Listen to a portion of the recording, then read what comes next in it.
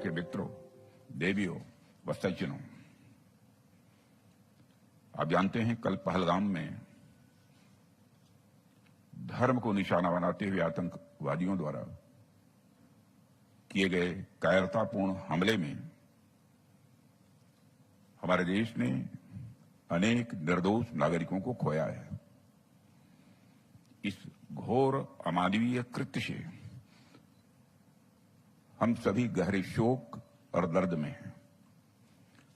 सबसे पहले मैं उन सभी परिवारों के प्रति अपनी गहरी संवेदना व्यक्त करता हूं जिन्होंने अपने प्रियजनों को खोया है। इस दुखद समय में दिवंगत आत्माओं की शांति के लिए मैं परमात्मा से प्रार्थना करता हूं। यहां मैं भारत के दृढ़ संकल्प को दोहराना चाहूंगा कि टेररिज्म के खिलाफ हमारी जीरो टॉलरेंस की पॉलिसी है। भारत का एक एक नागरिक इस कायरतापूर्ण हरकत के खिलाफ एकजुट है।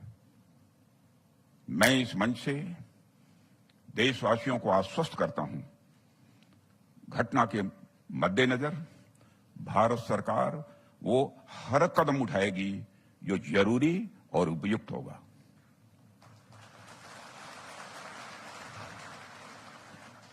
और हम सिर्फ उन लोगों तक नहीं पहुंचेंगे जिन्होंने इस घटना को अंजाम दिया है।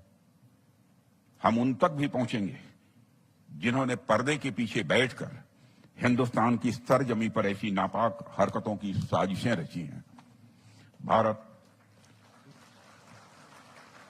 भारत एक इतनी पुरानी सभ्यता और इतना बड़ा देश है जिसको ऐसे किसी भी आतंकी गतिविधियों से किसी भी सूरत में डराया नहीं जा सकता।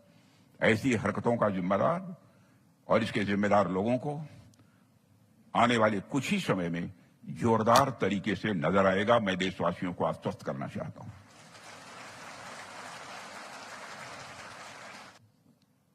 साथियों, मैं यहां एक और बात आपसे बताना चाहूंगा। एयरफोर्स की जरूरत को ध्यान में रखते हुए एयरो इंजन डेवलपमेंट हमारी सरकार की प्रायोरिटी एरिया है। हम इस पर लगातार काम कर रहे हैं। हमने सभी अवेलेबल ऑप्शंस को अच्छी तरीके से एनालाइज करके एक डिसीजन की ओर बढ़ने का प्रयास किया है। हमारी कोशिश है कि यह इंजन को डेवलपमेंट और को प्रोडक्शन के मॉडल पर फुल इंटेलेक्चुअल प्रॉपर्टी राइट्स के साथ भारत में ही बने। और मैं आपको आश्वस्त करना चाहता हूं कि जल्दी ही इस लक्ष्य को हम हासिल करके रहेंगे। साथ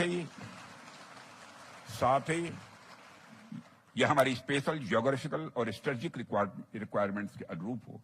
मुझे आपको बताते हुए खुशी हो रही है कि हम जल्द ही क्षेत्र में कुछ महत्वपूर्ण डिसीजन लेने वाले हैं या करने वाले हैं। और साथ ही हमारी यह भी कोशिश रही है कि हमने जो भी प्लेटफॉर्म्स और इक्विपमेंट देश के अंदर डेवलप किए हैं उनके इंडिजिनस कंटेंट में भी लगातार वृद्धि होती रहे। और मुझे यह कहते हुए खुशी हो रही है ये सारी चीजें हो भी रही हैं। 5th जनरेशन फाइटर एयरक्राफ्ट और LCA-Mark II के डेवलपमेंट पर सरकार विशेष ध्यान दे रही है। इस अंत के बाद भी एक अंत है। अंत में सीमा पार से समर्थित आतंकी घटनाओं के संदर्भ में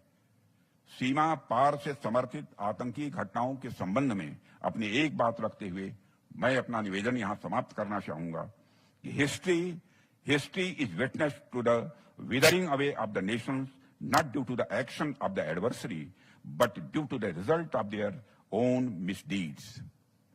I hope people across the border look at lessons of history more closely.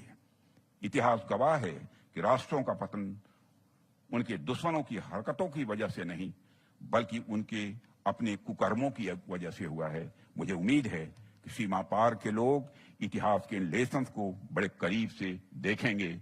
इन्हीं शब्दों के साथ आप सबको